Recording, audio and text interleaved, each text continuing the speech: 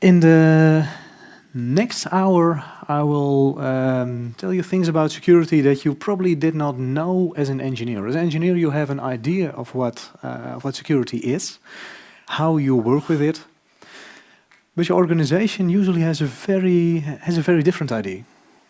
This talk will contain a lot of examples to help you get a feel for the terminology. And what I would like to do is, I prefer not to take questions during the talk. We will see whether we have some time left at the end. If not, I'll be available at the booth. I'll be running around the place for most of the day. A little bit about me. My name is Angelo van der Sijpt. I'm a fellow with Luminis Arnhem, which means that I do stuff with technology. It's both an internal task and an external task, and so there's some commercial work involved. And a lot of time, I'm just a software architect working for our customers. As a fellow, I focus mainly on connected devices, as you can see on my shirt, and on the security side of things. Whenever I happen to have some free time, I like to do some running, obstacle course racing, Krav Maga. And if you would have happened to have seen my talk at JFall last year, anyone here? Okay, just a few. Back then I said I was a proud father of 1.9 kids. 2 days after JFall, my second son was born, so now I'm a father of 2, so I basically don't have any time left in the day. Security is one of those things that everyone has an opinion about. And what I like to do in the beginning of these kinds of talks is to just have a look at the news of the last week. I will ask you to do a show of hands quite a number of times to get a feel of what I should explain and what I shouldn't explain. Apache Struts vulnerability exploited in the wild. First up, who knows what Apache Struts is? Okay, who knows there was a vulnerability in it? Who knew it was still being used? Okay, through a few brave souls. Vulnerability that came out was just an HTTP header parsing. By putting in the correct user agent, you could get the system to execute your code. Not good. Another one in the category, why haven't I heard of this? Before, let's say, the last 2 weeks, had anyone of you ever heard of docs.com? See, neither did I. Apparently, it's a service linked to Microsoft's Office Cloud offerings, which allows users to publish documents. Then again, they do that a little more publicly than they probably intended. That is the main thing that went wrong there. LastPass. We all use a password manager, don't we?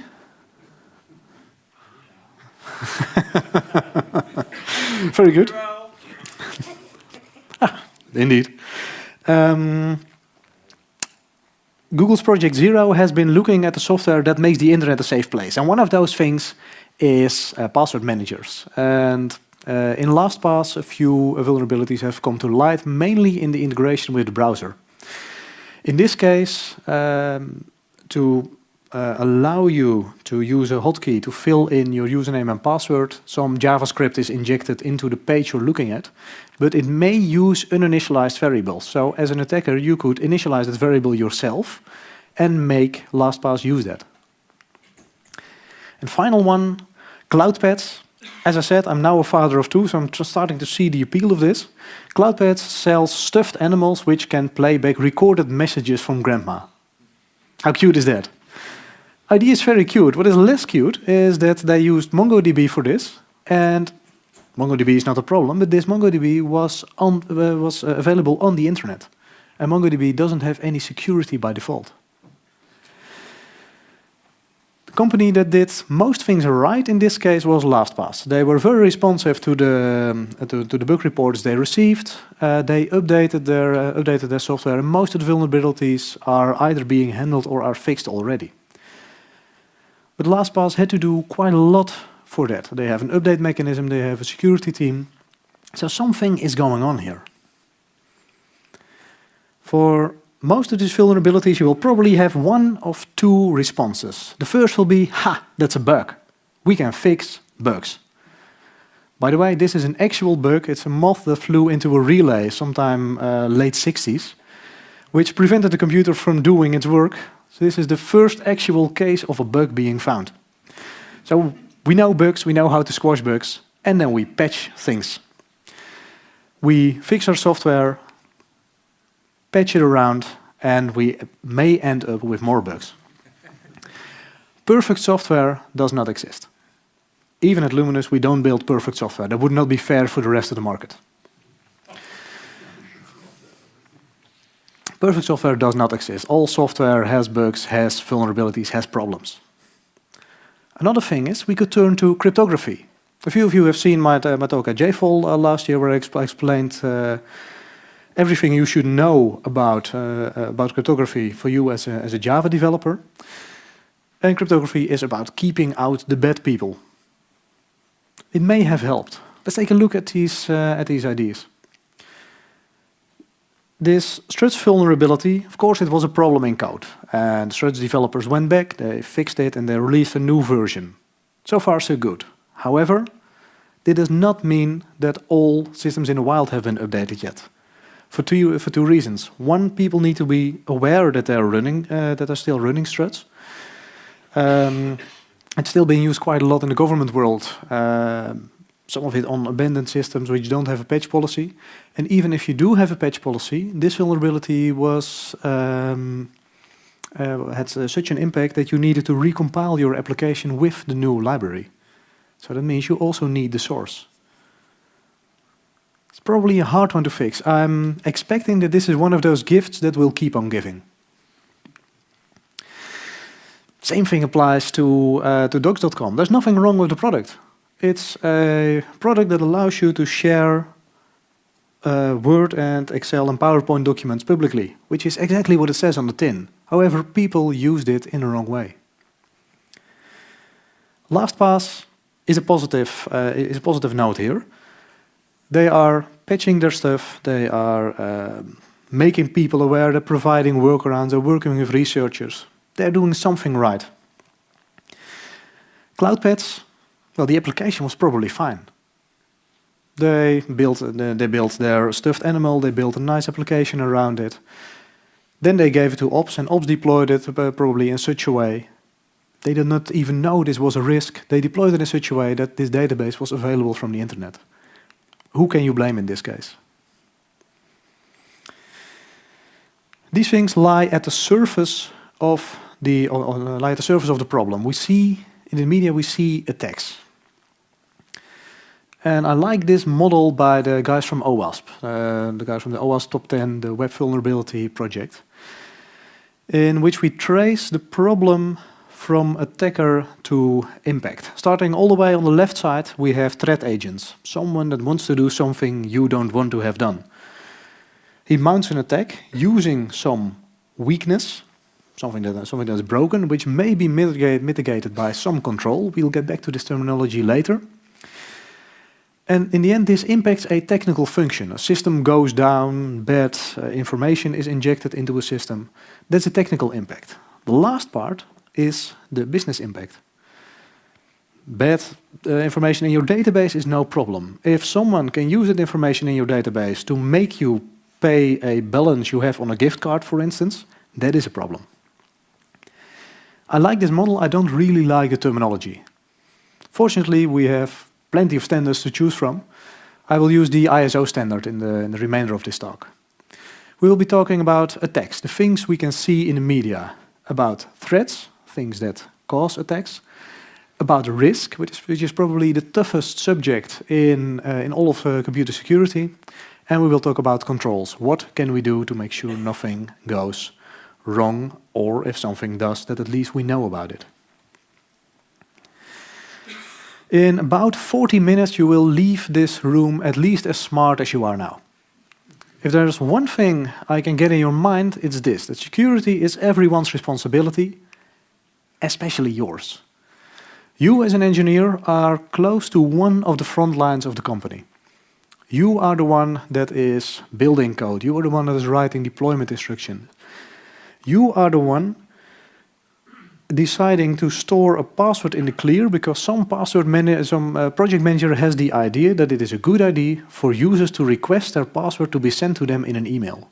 At that moment, you should say, maybe we should think about this. It's everyone's responsibility. Starting with attack. And throughout this talk, I'm going to follow the thread of one attack. Who recognizes this? Star Wars, exactly. This is the blowing up of the Death Star, which sounds like a reasonable attack to me. Something that the Empire did not want has happened because someone else wanted it.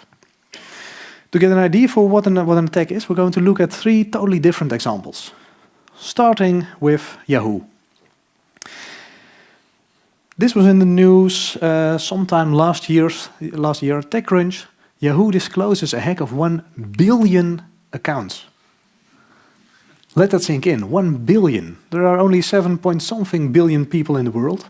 1 billion is quite a lot. This has been going on for years. The organization has not responded to it in a good way. Do they have a problem? Well, they have multiple. We recently found out they have 4, to be precise. These guys have recently been indicted for infiltrating the Yahoo systems. And they probably did that by spear phishing. And spear phishing is directly contacting an employee who has the access you want and giving him something he wants, giving him money, threatening him with what they call a compromising material. And in any way, they convinced him to give up some accounts. And these guys have been in the network for years. They had access to databases which they could exfiltrate. They even built themselves a system by which they could forge their own session cookies for every Yahoo user. So something clearly went wrong there. Totally different example is the Mirai botnet. Who has not heard of the Mirai botnet? Not heard? Okay, good. That's the Mirai botnet is a botnet. Well, a botnet is a system consisting of many distributed systems that do your bidding, and in this case, they consist of these kind of devices: IP cameras, routers, more IP cameras. There were a lot of IP cameras on this list because most of them use the same firmware from one provider. These things are pretty capable. To process HD video, you will need a reasonably capable processor. What these things also have is a web interface or some telnet interface. And what they also have is either a fixed or a default password. So far, not good, but not bad. These things shouldn't be out on the internet anyway. They should be sitting behind your router, except UPnP. Who has ever heard of UPnP? Okay, good. So you know that it can be used to poke holes in your firewall. And that's exactly what these things did. For convenience, so you can reach your camera while out and about, they poke a hole in your firewall so you can reach back. But you're not the only one that can reach back. The other systems can reach back into your system. Then the problem is the internet is not all that big. The address space of 32 bits, that's just about 4 billion devices. That's not a lot. From your own computer, you can scan that in a few days. Don't do that. Probably the police will show up at your door. But then again, you have a botnet already. You have hundreds of thousands of devices. Let each of them scan a block of a few hundred IPs and you're there already. Research has shown that at this moment there is, for every IP address, there is a scan coming by roughly every 2 minutes. Every 2 minutes. Don't connect one of these things and say, I'll fix it in the morning. In the morning, you're too late. So then we have a botnet. What do we do with this? Well, we generate traffic. We generate traffic and attack websites we don't like. Mirai attacked Krebs on security. This was the biggest attack, over 600 gigabits, the biggest attack that Akamai, his bandwidth provider, had ever seen. And this brings your system offline. DNS was attacked, one of the biggest DNS providers in the world. They provide DNS services for at least Twitter, I believe for Amazon, for huge companies that all of a sudden could not be reached anymore. That's Mirai. And a totally different attack is Stuxnet. Who has heard of Stuxnet? Ah, good. For the few of you that don't know this, Stuxnet is basically the first cyber weapon we have ever found in the world. I'm convinced there are more, but it's at least the first one we have seen. In the Iranian city of Natanz, there is a bunch of gas centrifuges which are used for enriching uranium. Israel and the United States did not like that, so they attacked the Siemens PLCs, the Siemens S6 PLCs running these things. And they did it in quite a sneaky way. A small percentage of the centrifuges would run just a few percentage over the set limit, basically breaking the machine without attracting too much attention.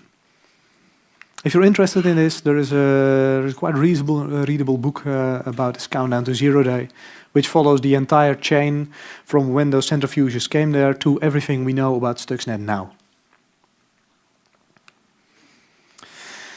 I promised some terminology, and we have some ISO terminology. First up, an attack. An attack is an attempt to destroy something, or in the very least, do something unauthorized to an asset. And ISO wouldn't be ISO if they don't have a very general term for an event, occurrence, or change of a particular set of circumstances. That doesn't really tell you anything. What I do like is the term incident in the bottom line. It's very hard to attribute an attack to malice. We do know incidents, something that happened that we did not intend. For instance, in the aerospace industry, there is an acronym RUD, Rapid Unscheduled Disassembly, which basically means your rocket just exploded. That is an incident. You did not intend it, you did not plan for it, and something happened which affects you adversely. So now assume that we are the Galactic Empire Investigative Commission, and we're wondering what the hell went wrong here. So we can use the same model I introduced already. It is an incident, and it was unauthorized. No one had plans, no one within the Empire had plans to blow up the Death Star. It is an attack, because we know there is a threat agent, in this case the Rebel Alliance. Weaknesses were used. We're going to cover that in the next chapter. Technical impact is the loss of a Death Star, and probably a loss of a lot of life. The business impact is not the loss of this Death Star. Of course, you have to build a new one, that's an investment.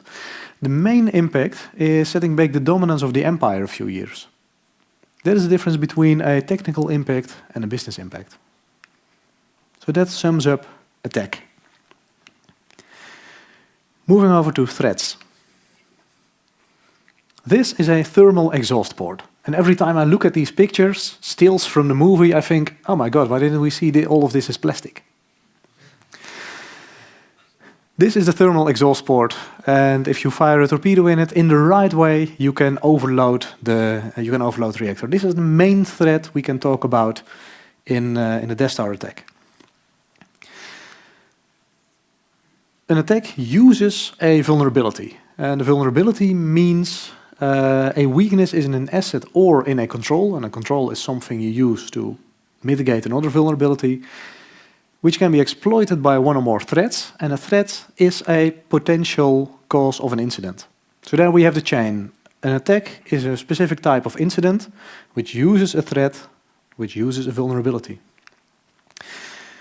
As far as terminology goes, threats and weaknesses, vulnerabilities and weaknesses can be used interchangeably, and I will use the term vulnerability here. I will show you two models of thinking about vulnerabilities. First one comes from Microsoft. They have, with the Microsoft research, they have quite some experience working with vulnerabilities. And each month they release on Patch Tuesday a security bulletin containing bulletins like this: Microsoft Active Directory Federation Services Information Disclosure Vulnerability. Fortunately, it has a unique number. Also, it has a type.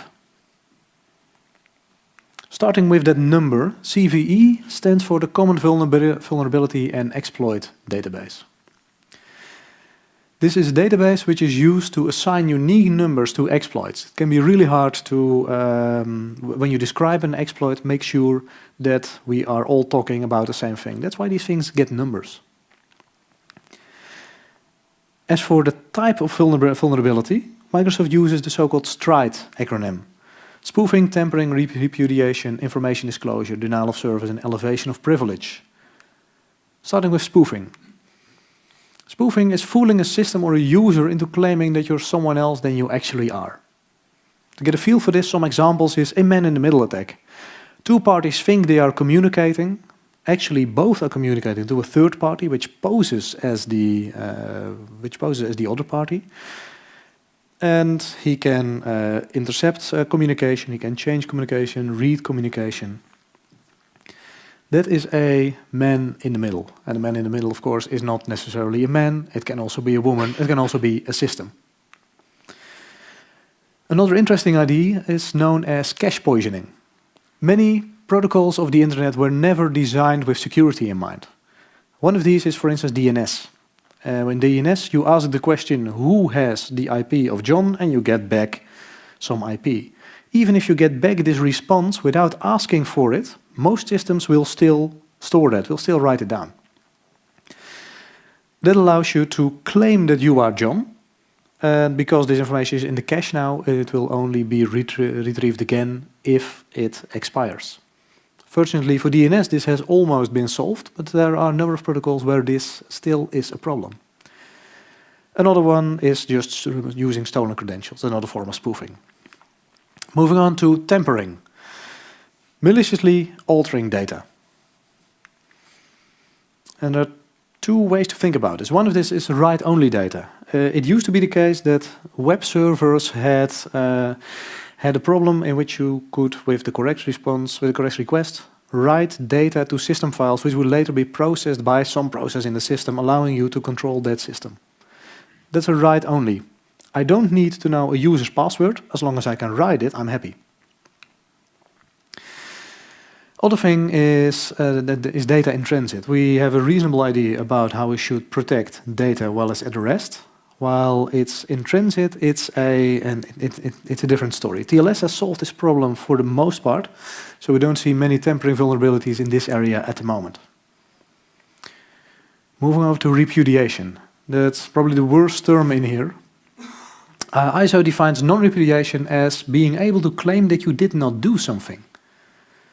It can be very useful if you actually perpetrated an attack to claim that at least it wasn't you. That's one reason. Another reason is to claim that, for instance, you did not authorize a transaction. You bought something expensive, then you claim to the bank, I never made this purchase, and then you have both the expensive thing and your money back. So claiming it isn't you is one, blaming it on someone else is another solution.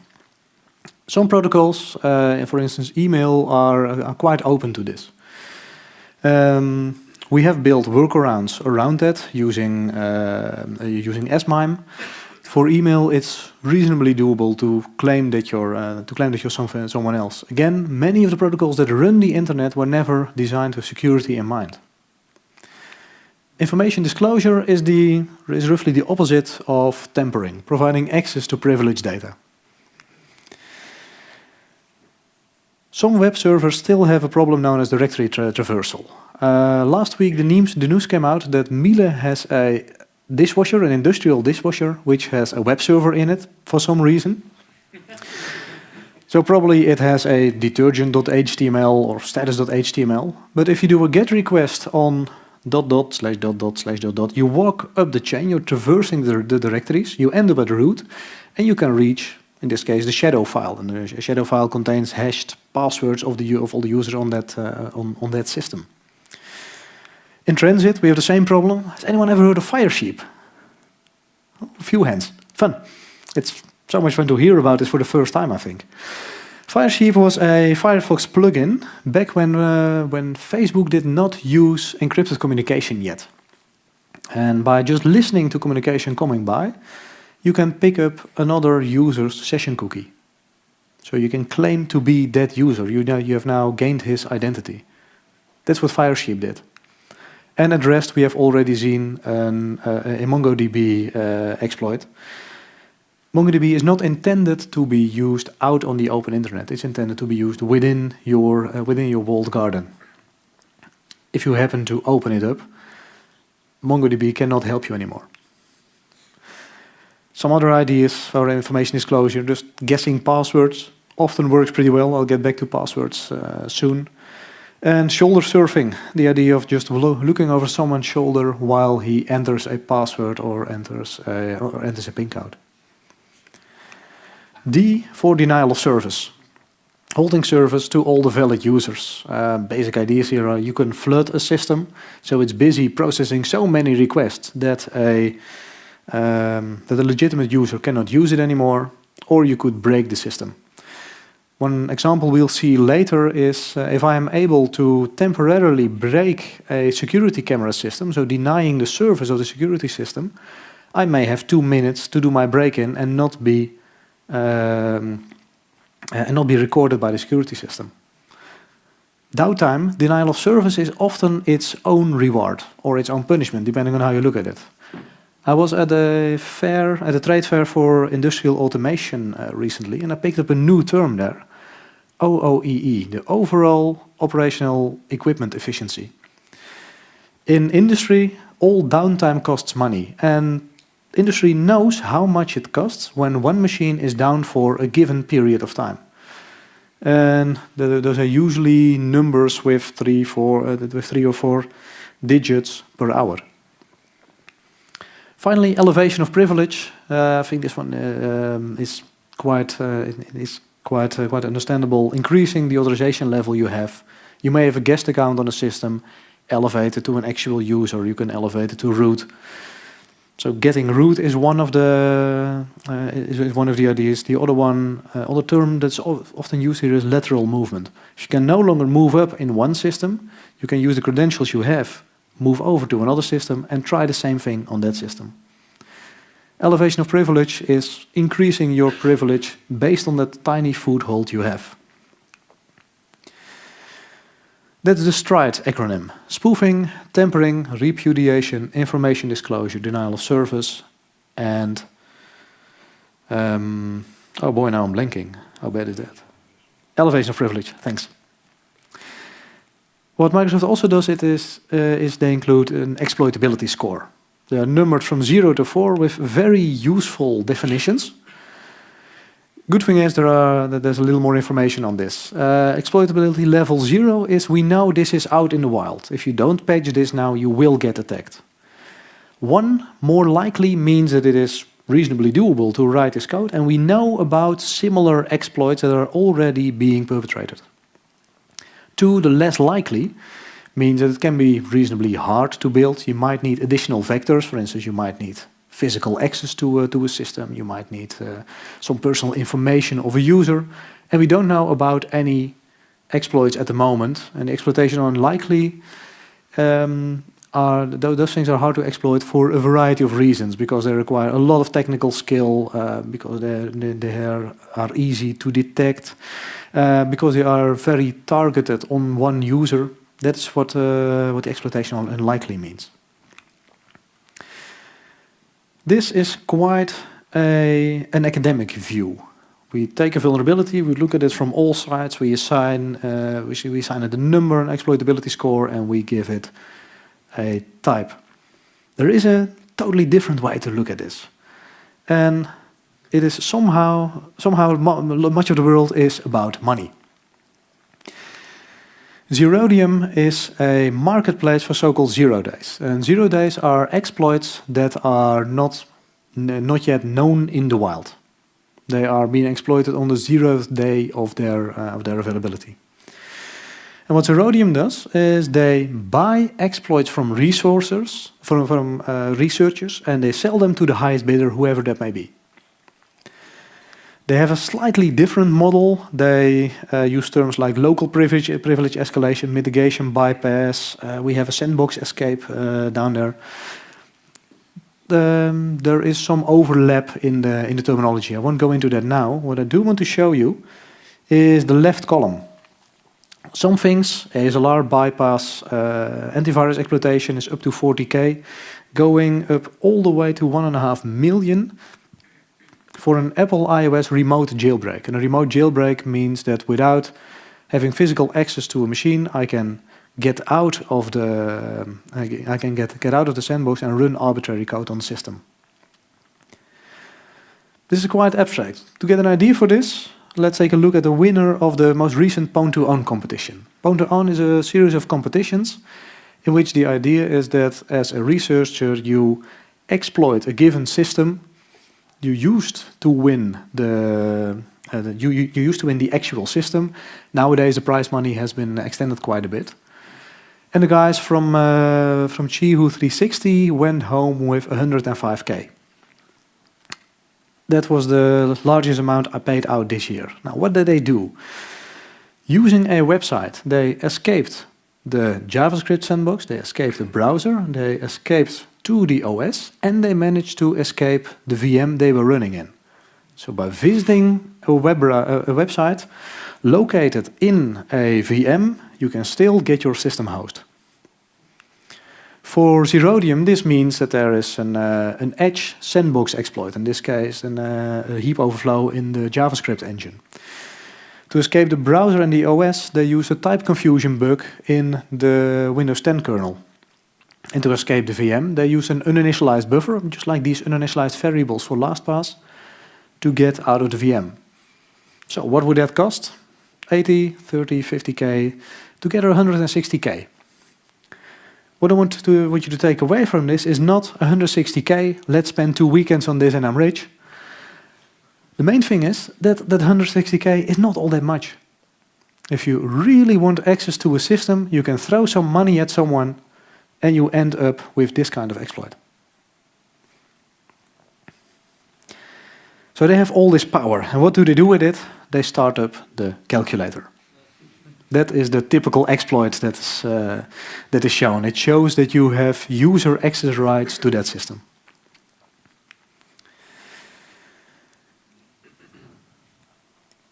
Before you start worrying about 0 bugs in your system, let me state that 0 days are usually not your problem.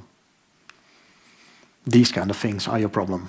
There are systems lying around that have not been patched, either yours or from others. Misconfiguration, those are the things you should worry about because those can be exploited en masse. Except, of course, when it is your problem. If that's the case, then you probably have a nation state as an adversary and you have totally different problems, so don't worry about this as an engineer. Going back to the Galactic Empire Investigation Committee. What happened here? This was a denial of service vulnerability. I can no longer use the Death Star after it has been blown up, something you could write in the bug report. It had low exploitability, you needed a lot of skill to actually use it. It was very targeted, there was just one Death Star. And it was highly critical. If we would have known about this, we could have patched it with great urgency. Notice that in the chain of this attack, there were a few more types of vulnerabilities. There was an information disclosure vulnerability. I hope I'm not spoiling the movie for anyone, by the way. You should have seen Star Wars by now. There's an information disclosure vulnerability in here. The plans of the Death Star leaked. Typical information disclosure. There is a spoofing vulnerability in here if you squint a bit. That is that Luke used a TIE fighter, which is a 2-seater fighter plane, which was not expected to be a threat for the Death Star. All the defense systems were meant for larger destroyer-class ships, not for a small 2-person and a bleeping fridge fighter. So that sums up threat. I won't tell you too much, but there is a hint in Star Wars Rogue One about the risks that were known, risks that were taken, which lead to this vulnerability. And sorry to burst your bubble here, again, this is all about the money. And as engineers, we don't like thinking about money. We like thinking about skill and craft and having pride in building something beautiful. Everything that has to do with risk has to do with money. So sad Ellie will show up quite a lot. Going back to our favorite standard, we have risk in the middle there.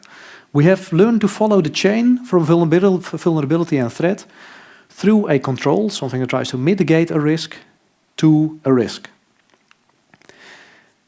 We can apply risk treatment. We can prevent things from going wrong. We cannot fix everything, so there will be what is known as a residual risk. You will always end up with some risk, even after all treatments have been applied.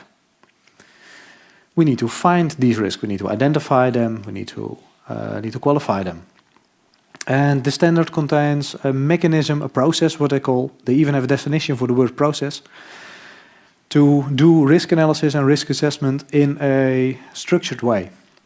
And if all else fails, we can always choose to accept certain risks. If the impact is low enough, if it is hard enough to exploit, it may be a good reason to just accept the risk. So let's take a look at this risk evaluation. Consultants like matrices. Most of them use 2x2 matrices. The really advanced ones use really boring 5x5 matrices. This is known as a risk report matrix. On the vertical axis we have the likelihood. How likely is it that this thing will get exploited? On the horizontal axis we have consequence. How bad is it that this will be exploited? Enter Dr. Robert Furaro. He is a space systems engineer at the University of Arizona, and he has done an analysis of the Death Star design. He states that in the design as it was used in the movies, there is one thermal exhaust port leading to one place of entry. So if we plot this in our matrix, we end up all the way over there. Likelihood is really low, impact is really high. So what do engineers do? They fix a problem. He proposed an alternative solution. Instead of having one exhaust port which vents its heat into space, he proposes a radiator all around the system. Now this is a lot easier to hit. A huge radiator on a huge thing like the Death Star, it's basically hard to miss. However, if you do hit it, maybe we now have a steam leak and we don't have a blowing up Death Star. So it's very likely that this vulnerability will be hit. Consequences are pretty low. So that gives us an idea of how to think about risk. We can try to hide something which has a high probability, or we can try to invite something which has a high probability, but we may be able to reason about it and mitigate it well. Main thing I want you to take away from this is that risk is roughly likelihood times consequences. Good, so now we have a model. We have two things. We have likelihood and we have consequences. So now we just need to value those, right? We just need to quantify those. This all comes down to value. How much value does an attacker have? How much incentive does he have to attack your system? And how bad is it for you if you lose some system? It's very hard to reason about value, and usually as a proxy, investment is used. If a company has spent a lot of money for whatever reason to create a system, to gather data, the data will be valued as more, will be estimated as more valuable and more likely to be estimated. Again, this is all about money. There is a nice analogy which is known in psychology as the IKEA effect. Who has ever heard of the IKEA effect? Who has ever put together some IKEA furniture? I see a few lucky souls who haven't. The IKEA effect is the effect that you value something more if you have some personal investment in it. So even though you paid 150 euros for this Billy bookcase and then spent all evening crawling around on the floor to find that single missing screw, I hear some experience over there. It makes you value that bookcase more. So that's a good analogy for this investment part. This investment is about cost and it is not necessarily about value. Now the good thing is, the Germans come to the rescue. This is just a commentary on the Bundesdatenschutzgesetz, which is basically the German privacy regulations. Europe has taken this over in the General Data Protection Regulation. Most of the provisions that are in the BDSG are also in the GDPR. There are things in here about what you about what should you ask your customer for consent. There are rules about what reasonable protection measures are. There are procedural rules around when should you assign a security officer, those kind of things. One thing is here is the level of fines. If you knowingly break one of the rules in this system and this results in a breach, you're eligible for a fine of 5% of your global turnover. That can be quite a lot, depending on your turnover, of course.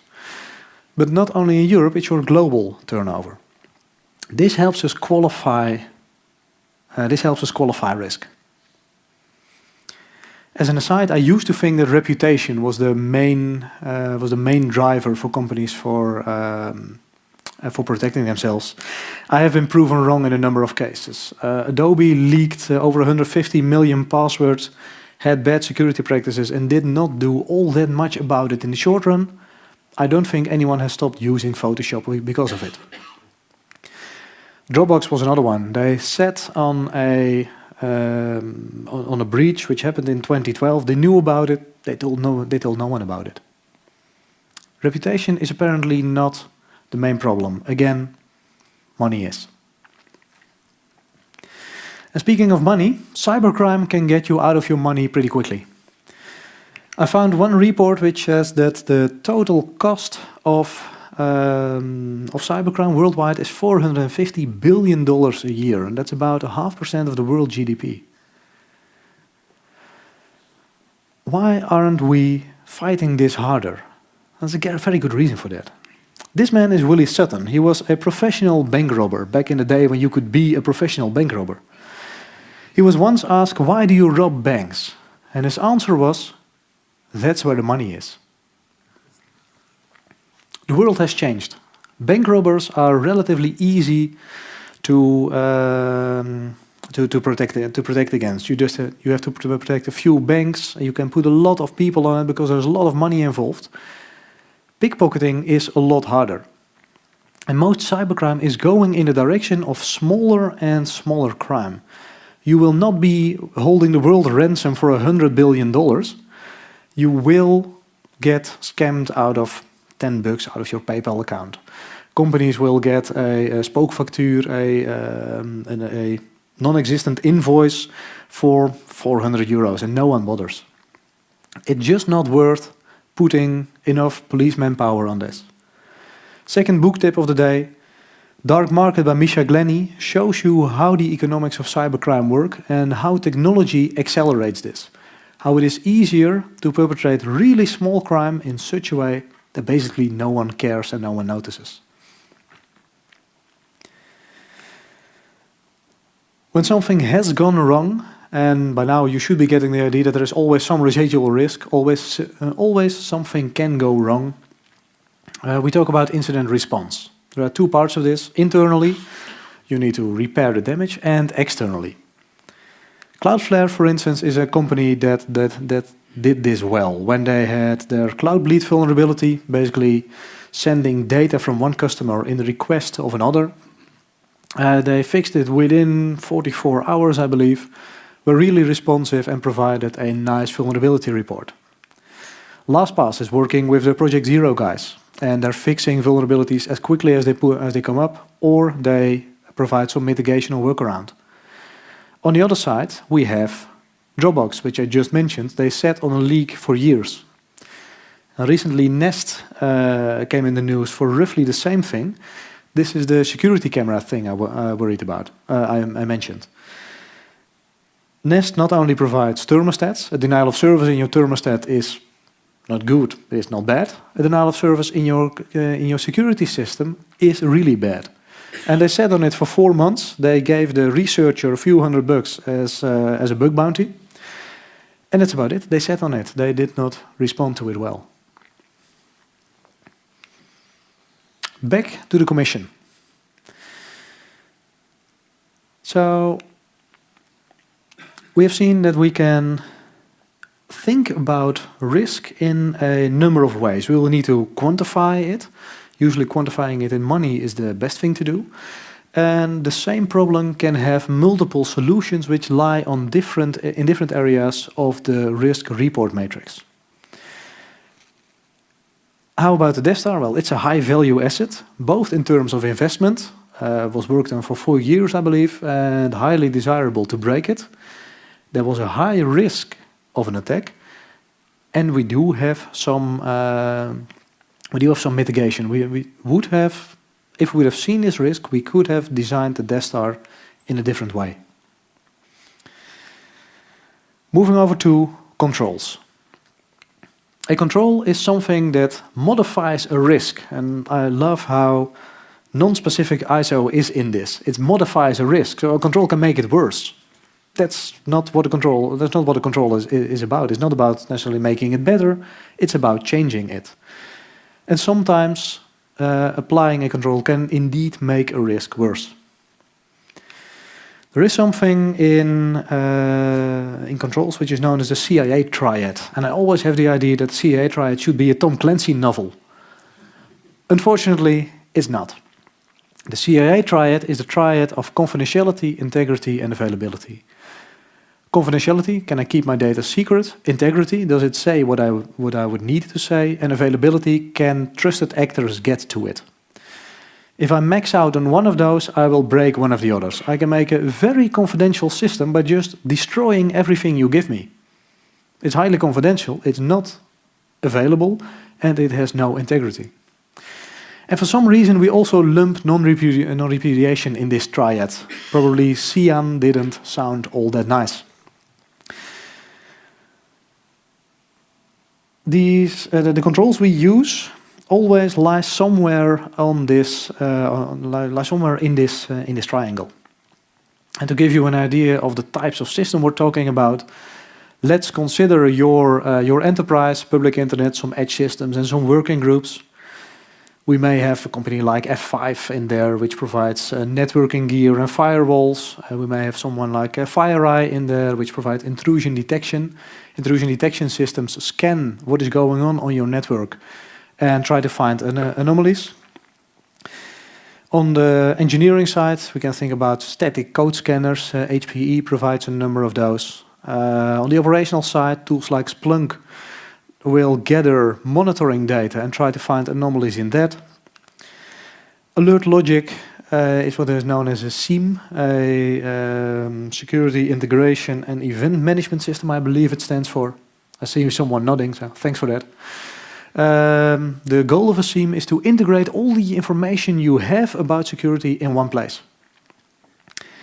And finally, we have some things known as endpoint security. For instance, CrowdStrike provides firewalls and virus scanners on your desktop.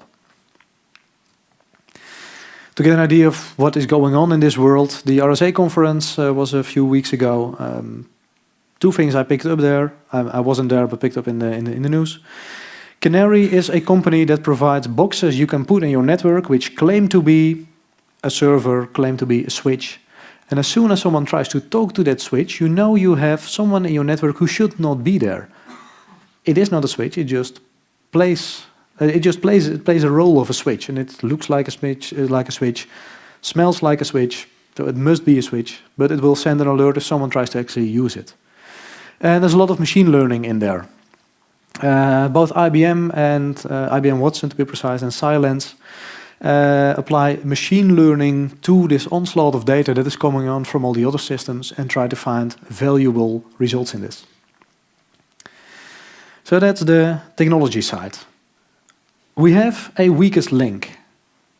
And the weakest link is always the human.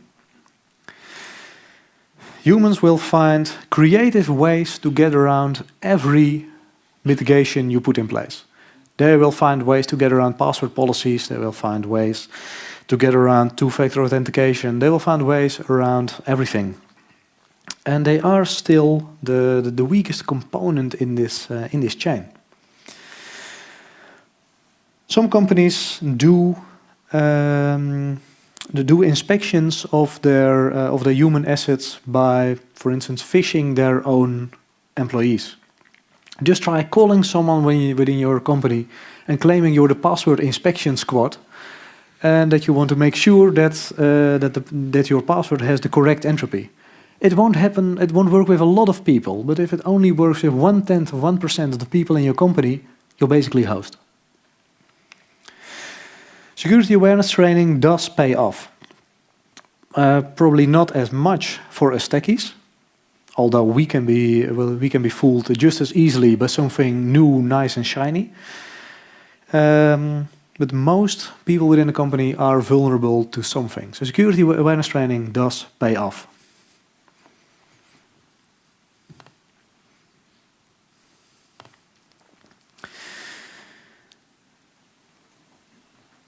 So getting back to the Security Commission.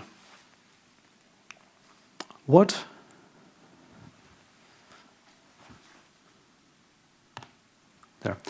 are the controls that were in place? Probably things like point defense system. Someone may have proposed a redesign, and there was some risk acceptance of the fact that this minor risk might actually cause a problem if we would have known about it. That, for me, sums up control. So now we have seen the entire chain from beginning to end. We started out with attacks, the things we can see, threats, things leading to a potential attack, risk, the way we reason about what mitigations to apply, so basically where to spend our money, and controls, what can we spend our money on. Now it's time to look at your role in all of this. As an engineer, as I mentioned in the beginning, you have a quite singular focus on security, and this is usually focused on mitigation. I've done the work of composing a tweet for you. When your security is all or nothing, it will reduce to nothing. If your security relies on fixing all the bugs, there will always be one more bug. If your security relies on encrypting everything, there will always be a way for a password to leak. Ignorance is not an option in this case. This is lawyer speak, which basically says if you broke the law because you didn't know the law, that is not a defense. Ignorance of these things is not an excuse in this case. It's your job as a professional to speak up when you see something, to help the rest of the business reason about what risk means and the risk you can see from your corner of the company.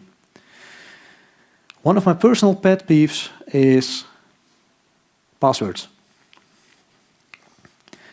It still happens that I see systems which have a get password call on a user. I promise not to tell anyone. Who has this in his company? Of course, you don't dare to raise your hand. Makes sense. To give you something practical, apart from the added responsibility, I've lifted a few slides from another talk I usually do about password protection. Let's assume we have all of our transport security in order. We have a nice TLS tunnel between two parties. Then Bob stores his password in a database. An eavesdropper can come along and steal that database. Storing plain passwords is just not acceptable anymore in this day and age. So what should you do? First step is not store the password. You can hash the password. Hashing means passing it through a function which in one direction generates some random gibberish, but it will always generate the same gibberish, and the reverse is very hard. It's very hard to get from a hash back to a password. The rockmelt leak a few years ago showed us that people reuse passwords. And I believe about 0.5% of all users in that leak used the password 123456. That means that about 0.5% of all users will have the same hash. This is what is known as a collision, and you can build tables for the most common passwords. So what we should prevent is that people who have the same password end up with the same hash. We can do this by adding a salt, just a random number that is added to the password before it is hashed. And then we store those two together. This is better. However, most hashes are designed to be fast. For instance, for Bitcoin. Bitcoin uses SHA-256. And SHA-256 used to be a good hash. It used to be a hash also used in the security world. On my previous laptop, which was a 2011 model, I could create about 2 million hashes every second. So that means that I could calculate hashes for the 50,000 top passwords for 400 users. And software and hardware only gets faster. So the right way to do it is to use what is known as a tunable hashing function. So now we store a hash, we store a salt, and we store a so-called hardness. And this hardness tells the machine how often to iterate or how hard to make the calculation. And the ideal form for this is something like script. Script is intended for password hashing. I usually tune it to take around 10 milliseconds. So we go back from 2 million attempts a second to 100 attempts a second. That's quite an improvement. Also, script is designed not to be acceleratable in hardware. You cannot just drop it into a GPU and have it do its work there. Having said that, now it's your turn. Go forth with this newfound responsibility and show business that you understand what their problems are. Don't just go to your boss complaining, we should encrypt this. You should be able to tell him why. You should be able to tell him what can go wrong. Learn to talk his language. You are the ones in the front line. To put it this way, you are our only hope, you're our only line of defense in that area. Thank you very much.